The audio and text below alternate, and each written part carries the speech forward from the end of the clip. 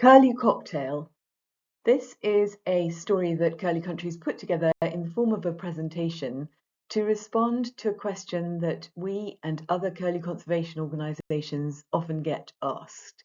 And that question is, why can't farmers, during the curlew breeding season, just leave curlews alone until they've vacated the area, until they've fledged or the broods have moved on? And of course, the situation is a lot more complicated than farmers just leaving the curlews alone. So we've tried to explain the complicated elements of what's going on here in this presentation, and we've called those elements ingredients, and hence the curlew cocktail. We've got a recipe with some ingredients, and the ingredients are the weather, the curlew choice of nesting site, chick and adult needs, so that's both for food and cover, so protection from potential predators. Human food productions, so that's our demand for food and the farmer's response to it. Lots of work by ornithologists finding and monitoring nests. Lots of work by farming and land managing partners trying to help curlews to breed successfully, but at their busiest time of year in the farming calendar. And agri-environment schemes. And then in the background, the sort of overlying big picture on farmland is that in these areas, in these grassland areas, which Curlew Country is, and although we're lowland, it is quite a hilly area. And the livestock, it's mainly livestock farming, mainly beef and sheep, some dairy. And farms, according to DEFRA data, in our sorts of areas have an average income of about £20,000 in recent years. So these are, and all the farms are different, and that's not standard for all of them, but these are often smaller farms and farm businesses with farming families that need to go out and help to supplement their income. So they're working incredibly long hours, and indeed, if when that's the case, the hours that they can put in on the farm become even more pressured. And then we've got the poor curlews who would most likely have nested historically in species-rich hay meadows, which don't really persist on modern farms because modern farmers are looking for a crop with a high yield within the fields, and one which dries nicely and provides good nutritional value, particularly growing stock value over the winter months. And so the fields have changed and the numbers of curlews have diminished considerably. So their ability to use a hay field that might have hedges quite close to it, harbouring predators, has diminished also. And these poor curlews are coming back to farmland, looking for somewhere that's undisturbed in which they wish to nest, and they don't know what's going to follow on. But in fact, what they're finding appealing is a crop of grass that's been shut up. It's what the farmers called shut up, but that's where livestock are excluded, and that's to enable that crop to grow until it's harvested. And it looks quite nice and quiet to a curlew, and the sward height is about 20 to 30 centimetres, which is just what they're looking for at nesting time. So this is what they get tangled up in, and often they'll in other areas. So in uplands where which remain a stronghold for curlew, curlews will be nesting much closer together. They'll be loosely colonial. You might find curlews coming back to the same nest in the same spot each field, or at least the same field, and there may be other curlews nesting in that field, much closer by. Our birds' territories are much larger, much more spread out, and they overlap. And certainly one can't say that birds are going to nest in the same field in successive years. In fact, they're not just nesting on the same field, they are nesting in fields belonging to different people or managed by different people in successive years. I'm just going to set the scene a bit and give a bit of background in the next couple of slides for people who don't know the Curlew Country area or what we've been doing. And this is an outline of our core area. Of course, curlews do not know the boundaries. And indeed, this area is a fragment of what would have been a much bigger population. And we know that there are remnant populations associated with it, not just in Shropshire, but in Montgomeryshire. And then that population would have actually been one that extended out over much of the UK. But sadly now much reduced, much diminished on farmland in particular, and in lowland areas in particular. So this is a hotspot. It's one of only a handful of breeding populations of this size left in lowland areas. And you can see the map on the side there, which is showing where the strongholds are, back up in the uplands that we were talking about. And we noted that the breeding density can be twice as high in some of those areas as it is in our landscape here. And I don't want to diminish the challenges that upland waders face as well, so including curlew face as well. But generally, the circumstances, so the management of those areas is much better. So their habitat and predator control, key things for curlews to thrive, are much more in place.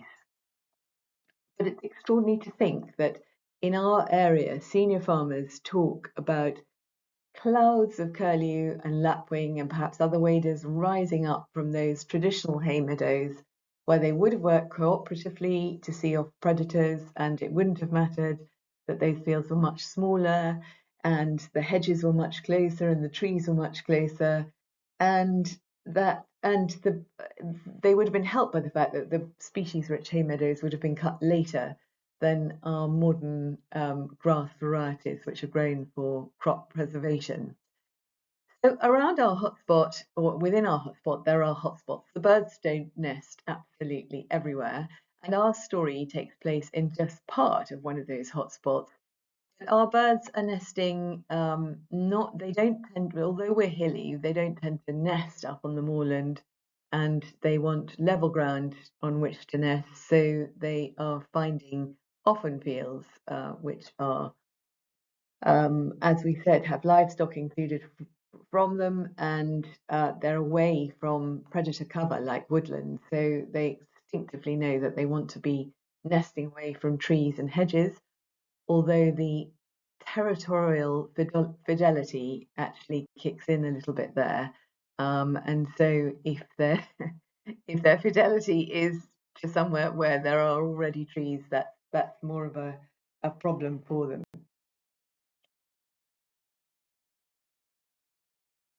Curlew Country began work on the ground in 2015, but before we came along with our recovery-based work, there had been an amazing band of volunteers who, for about a decade, have been monitoring curlew population numbers, and their data showed the decline in those numbers, which was very similar to the national figures.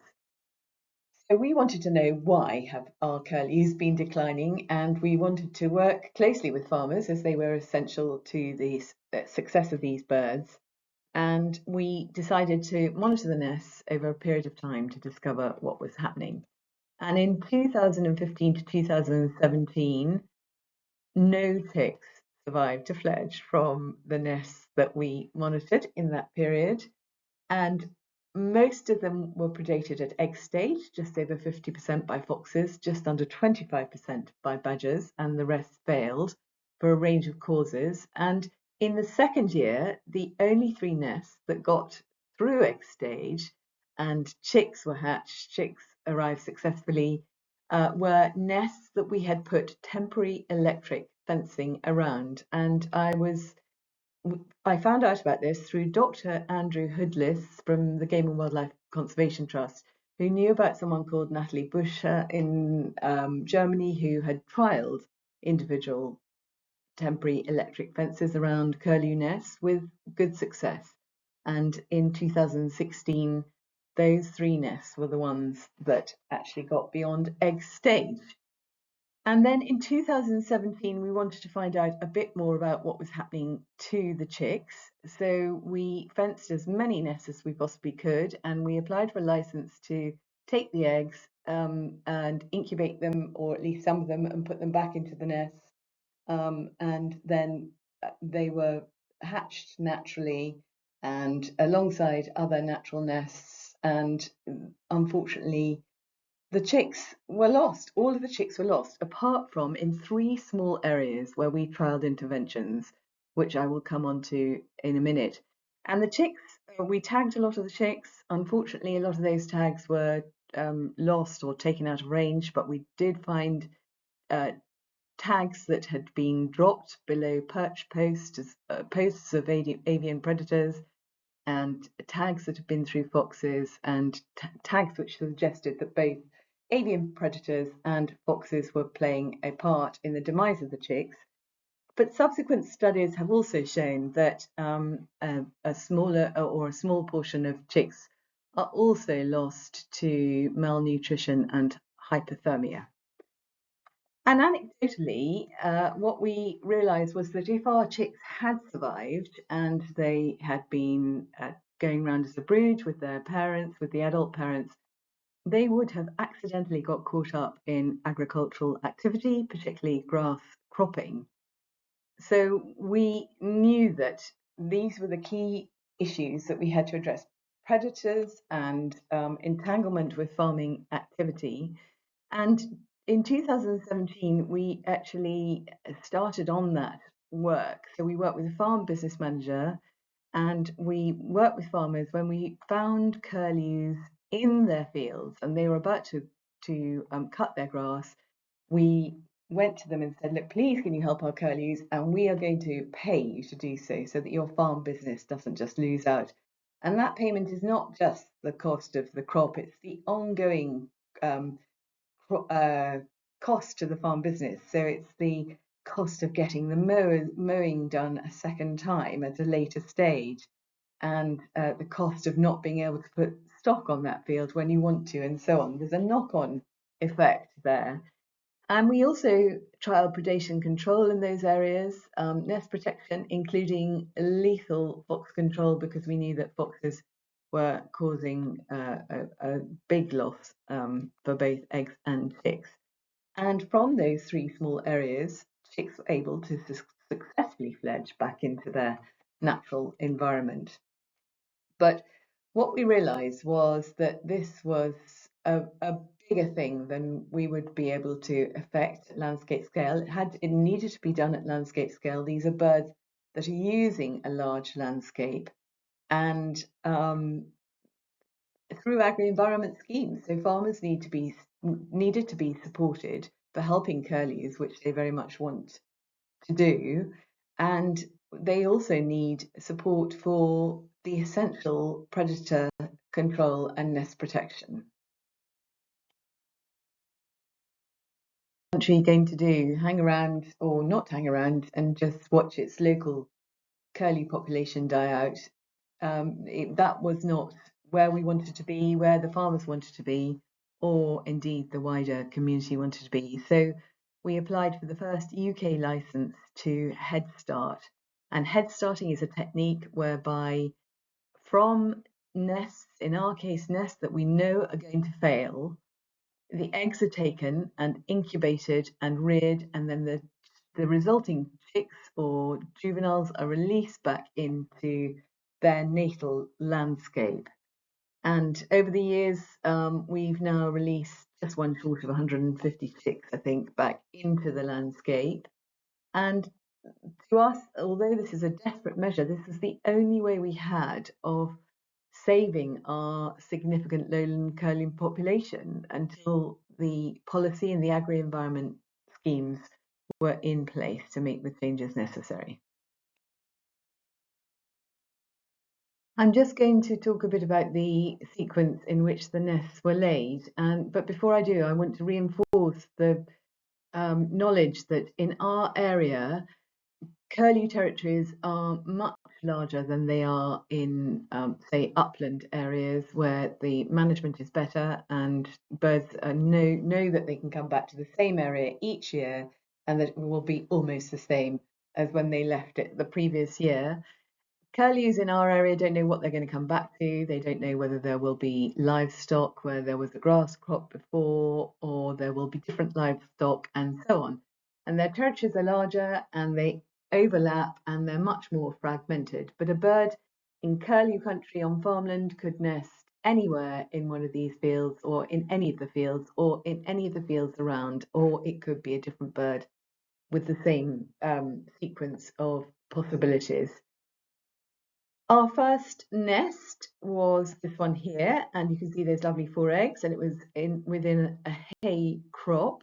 And counterintuitively, our birds nest later than they do in those upland strongholds, and that's again probably because they are not able just to come back to what they know is a good site. They've got to take longer to find and judge what they think is suitable. And we think that the nests that we're talking about here are probably all first nests, and that they were all we start nesting at about the end of April, but the activity, so the after 28 to 30 days of incubation, these nests were actually hatching from mid to sort of 2/3 of the way through June.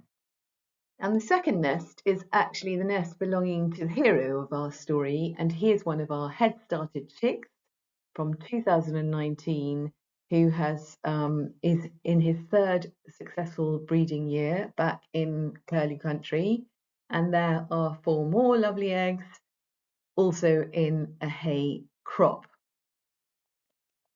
And this is nest 3, and nest 3 is on common land, what is known as common land, adjacent to the fields. And it's common land because people round and about will have rights to graze livestock on it, in this case mainly beef and sheep, and at the time of our story there were cattle grazing on the land. And that nest was of 3 eggs, and you can see that the ground's rather wetter because underneath it the nest has been built up with juncus or rushes or grass to try and make sure that those eggs stay dry and safe.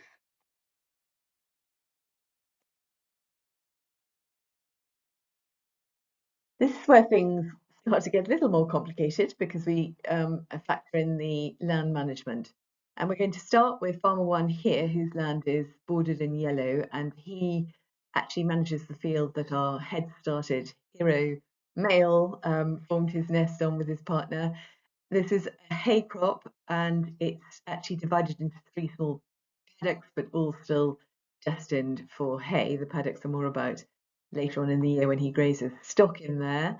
And Farmer 2 has got the nest, which was the first one to be formed on his land, and both of his fields are hay crops. Then Farmer 3 up here, whose land is bordered in this sort of orangey red, this is one of those fields that I was talking about where it's not possible to get agricultural machinery onto the ground and to do things with that machinery.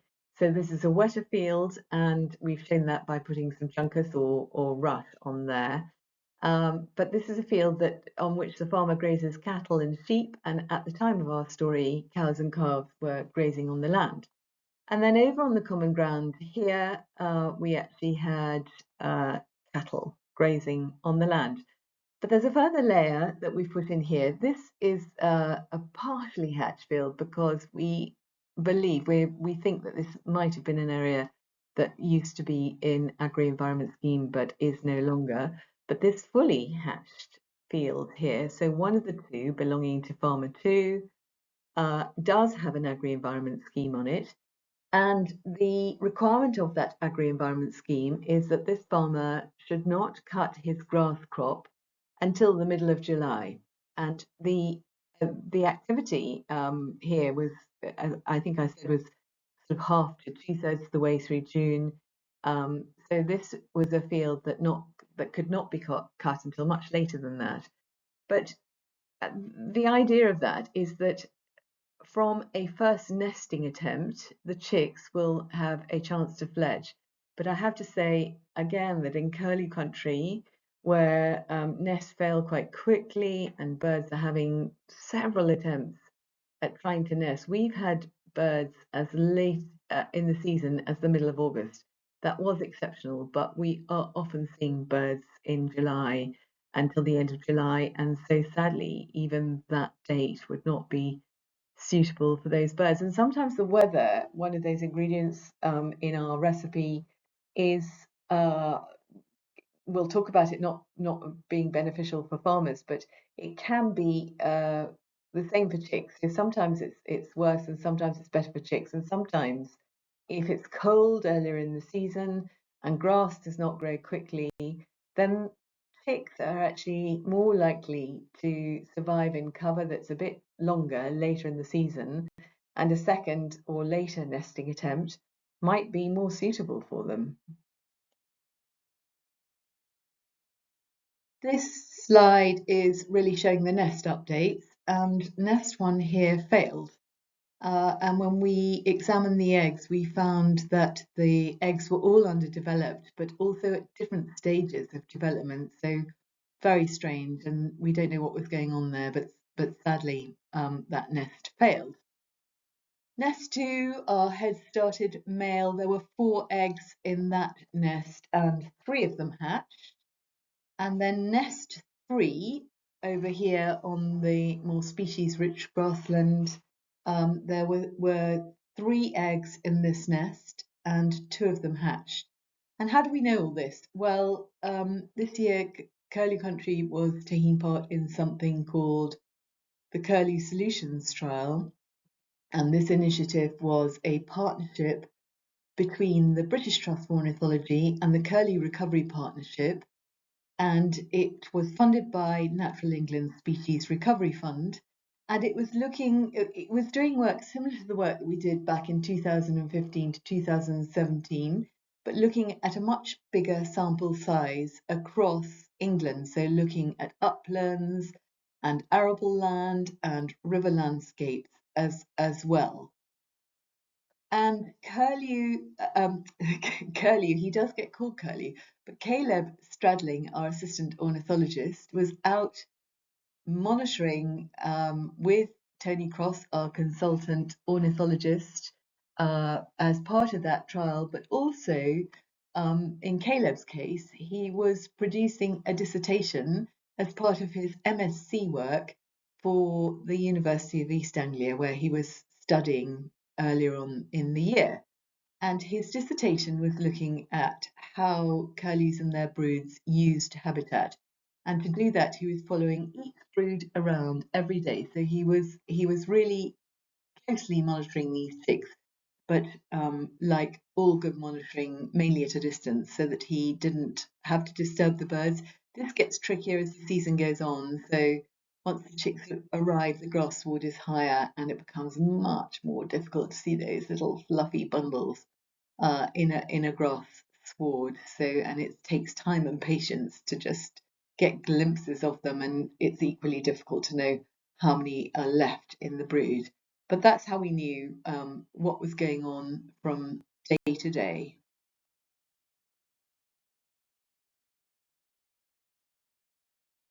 Precocial chicks. So precocial means that from the time they arrive, the chicks are active. So initially they spend a bit of time brooding. They spend a bit of time under the adults, drying off, warming up, gaining the strength to get out and about. But once they get out and about, they feed themselves. The adults don't feed them, and they're foraging. They're roaming about looking for surface invertebrates at this stage when their bills aren't developed.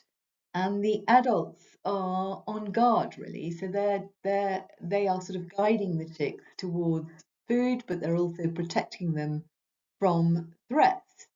And at nest 2, our head-started male and his partner stayed in this area, which was actually divided into 3 small paddocks, which we haven't shown on the diagram, but was quite a comparatively species-rich grassland, so providing quite good foraging for them. and also good cover from predation. So this wet year meant that the grass was longer at an earlier stage, and the ticks stayed here and were fine and safe for a while. Nest 3, the ticks in this nest arrived about 4 to 5 days on average, not after the chicks arrived at nest 2, and they also stayed on the species-rich common ground for about a week or so, but then they moved into the field where the cattle were grazing, and we don't know precisely why chicks are moving about. Caleb may be telling us a bit more, but we do know that this is wetter ground, so it's good for the adults to probe their bills into at this stage. But also the feces associated with livestock harbour invertebrate life. So there are insects that nest in dung and then reproduce, and that's good foraging for curlews, both adults and ticks, and can seem attractive to them. Equally, these birds could have moved out of here because of predation threat, and we know that the nests we've monitored on this area in the past have all failed, so it could be. And of course, because it's nice and species rich and not as intensively managed for agriculture, the wildlife is more abundant, but that does mean that the mesopredators which threaten curlews are also more abundant, and we've seen foxes hunting curlew nests in the daytime on this land. So it could be a range of reasons why this family moved over onto this land.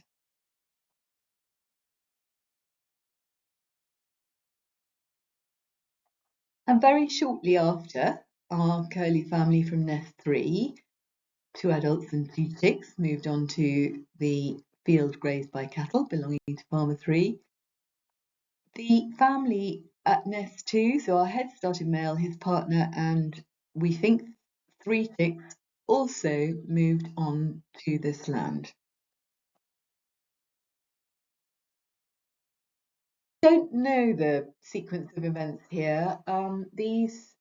But at some time, at around the same time that the 2 families moved into this cattle graze field, they were joined by what we called adult failed nesters, and these are birds which have made 1, but probably more, up to 3 or perhaps even more breeding attempts, but are now not in a position to get into condition to be sufficiently fertile in the time frame. So they gather together, they stop being territorial, they become colonial again, and they find good foraging sites, and they're often attracted to where there are other curlew, so they listen out for curlew calls and so on. But in this case, they joined these 2 families and behaved as they would have done historically. So they immediately started co-parenting, collaborating with the adults to warn the chicks against threats and to see off predators, particularly avian predators. And it was really a snapshot of that historical curlew critical mass, if you like, that was needed to fend off predators and give curlews a better chance, or curlew chicks and broods a better chance of survival, which sadly we've lost.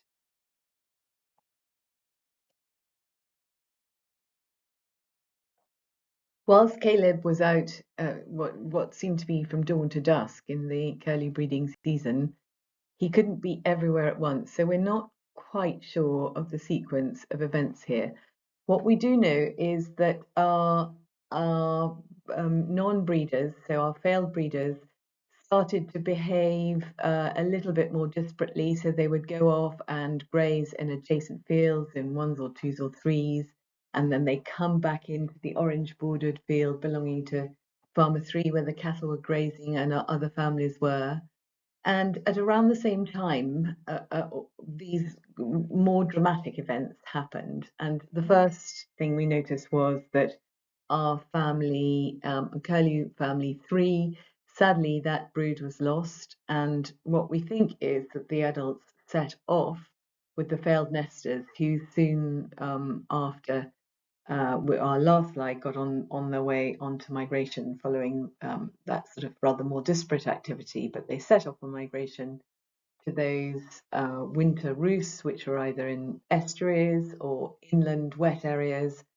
And we think that the adults from Curlew 3 joined them after their brood had failed. And at around the same time, the female from nest 2, so the partner to our head started male, also left. So we suspect probably again with some of the other leaving birds.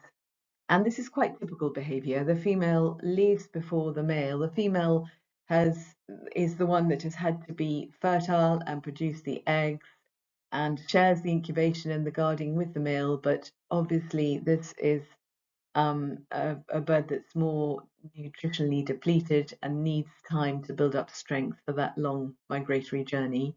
So she was obviously foraging as well and left with the other birds. So that was just our male head-started hero left with his brood, and we think the brood might have gone down to 2 chicks by then. We're not quite sure, but he rather alarmingly, for reasons that we again we don't know why, moved his family into this middle field belonging to Farmer 2, and the alarming factor was that this field had actually just been cut for hay.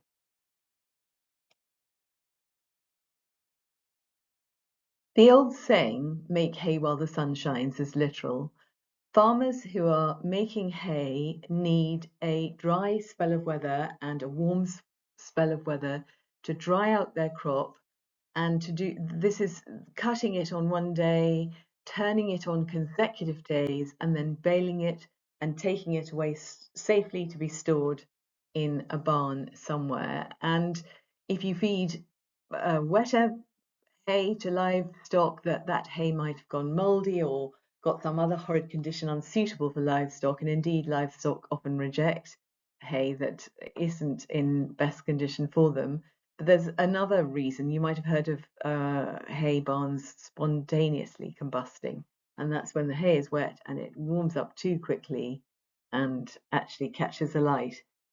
So this period is needed in which a farmer can actually harvest his hay successfully. Silage is a slightly wetter crop, and although a dry period is required to harvest it, it's not actually stored as such a dry crop as hay is. And silage is often harvested several times during a season.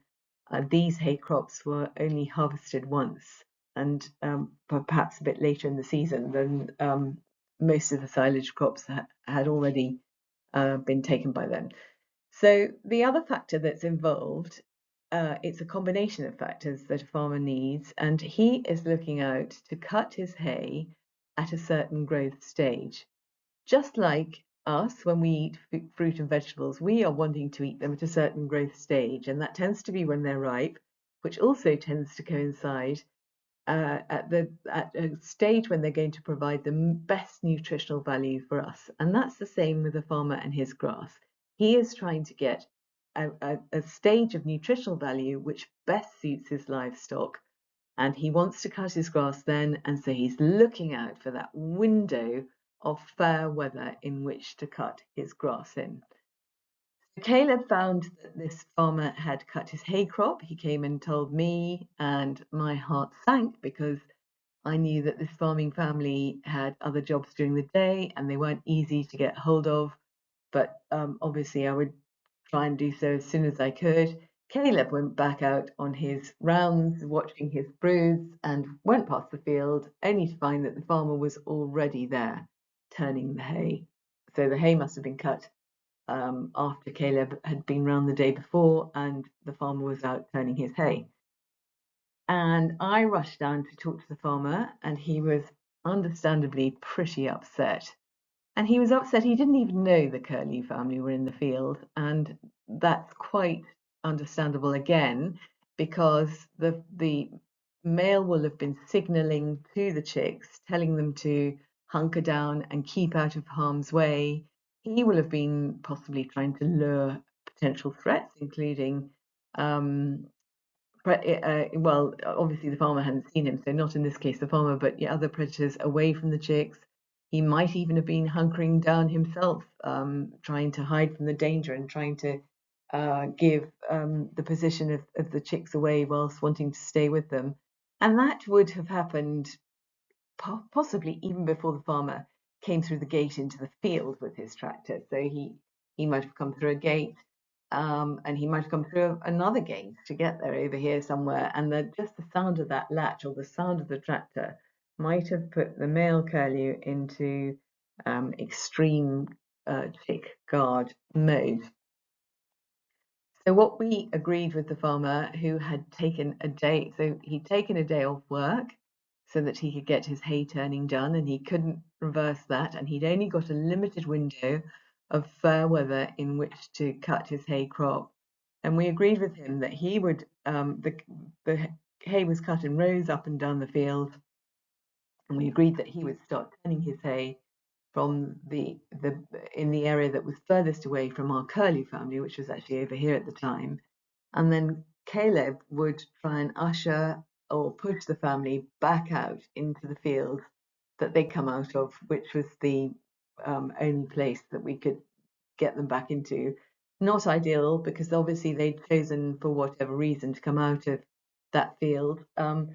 It could just have been about foraging again, because when we do notice a lot when grass crops are cut, it exposes soil at the base of those plants, which birds do like to forage in to probe their bills in. So it could just have been that, or it could have been that there were threats here and we don't know what happened to the brood over here, or that the family felt quite exposed in this field after the other curlews, the adult curlews, had left. And although the grass had been cut in this field, actually the rows of hay waiting to be turned are still quite high and still quite a good disguise for a curlew family. And hence, again, our farmer will have found it difficult to spot them.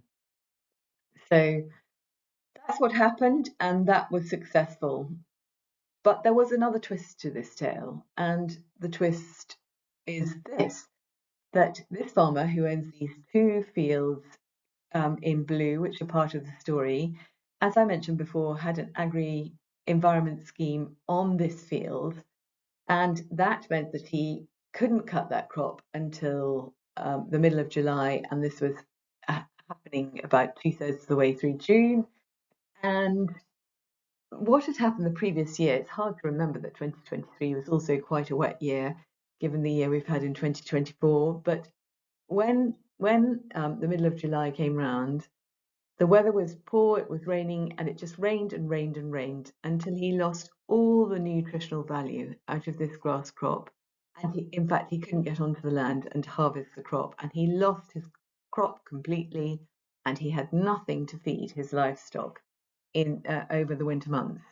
And at that time, he hadn't actually managed this field here, but extraordinarily, in between the 2023 haymaking season and the 2024 one, this field had come onto the market, and he and his family had decided to buy it for the farm business and to buy it as a sort of insurance or safeguard, because they didn't want what happened in 2023, the complete loss of crop, which had cost them a lot of money, in no way compensated for by the Agri-environment scheme. And they didn't want that to happen again. They wanted to, in their minds, do what they could for curlew, and this is the best through Agri-environment schemes that they could do.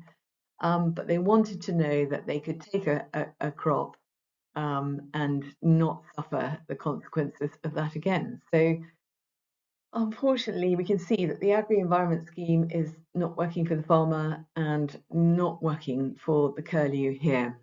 And the sad end to the tale is, of course, like all the other broods in Curlew Country, another year, they all failed, and mainly due to predation.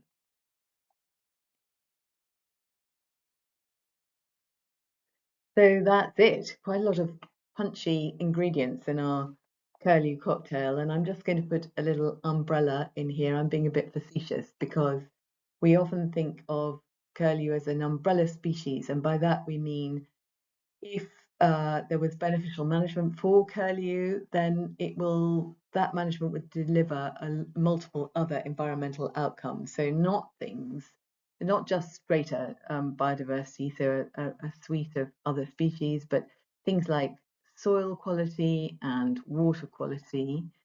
And at the moment, we're not specifically managing habitat for curlew, which we need to do, and it needs to be within their territories to have some chance of the curlews being attracted to it. So we've talked about things like invertebrate-rich, species-rich grassland and wet foraging areas, and limited livestock and so on, and managing sward height.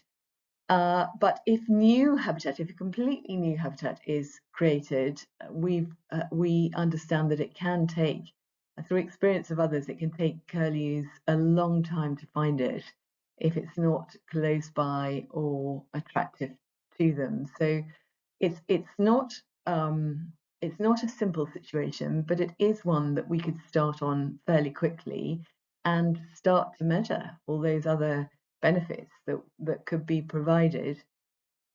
But this curlew has actually been put here just to show the extent of the landscape that these birds use and how things mustn't just be confined to fields or even groups of fields like this one.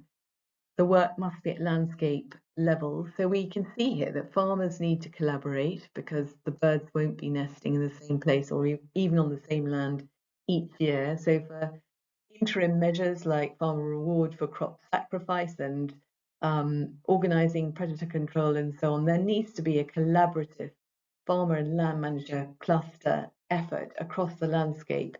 And this bird is an adult male from a couple of years ago who nested on the common land, not the same male as this one or this one as this one, but it did nest with its partner on the common land for a couple of successive years. And we affixed a GPS tag to it to discover more about how our birds were using the landscape. And this male was actually flying 5 kilometres to roost and forage. It was a dry year, so there wasn't as much good foraging ground locally.